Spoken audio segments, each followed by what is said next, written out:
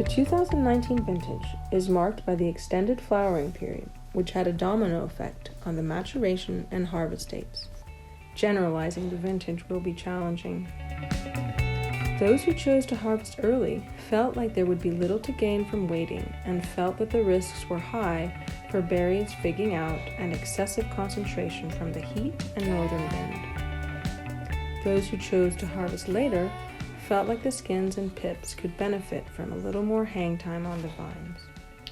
Only those who waited until the very end got any rain at all.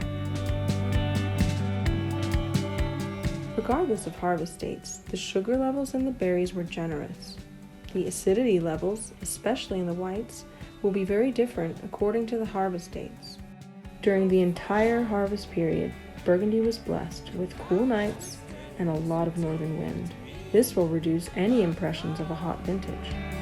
2019 was marked by drought in the winter, spring, and summer, as well as by severe episodes of extreme heat. Despite all the challenges, the majestical vines still managed to produce juice. The flavors seem more complex in the 2019 berries than those of 2018, with supple skins and no bitterness.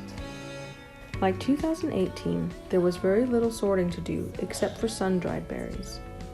Yields are down 20 to 30% on average, slightly more on whites than reds. Any overcropping was impossible thanks to the long flowering period. Although 2019 risks being a heterogeneous vintage, it has everything to be delicious and promises to be exciting to taste as we follow it through its evolution.